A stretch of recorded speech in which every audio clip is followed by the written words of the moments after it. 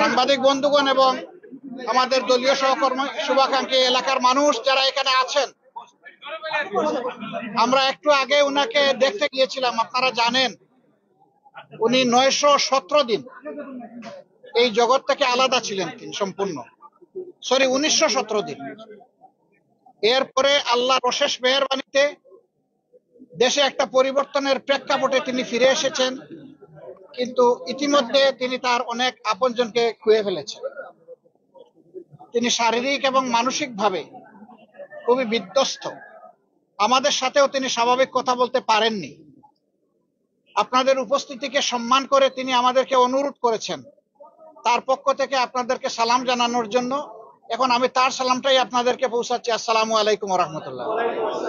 তিনি আশা করেছেন যে তিনি যখন সুস্থ হয়ে উঠবেন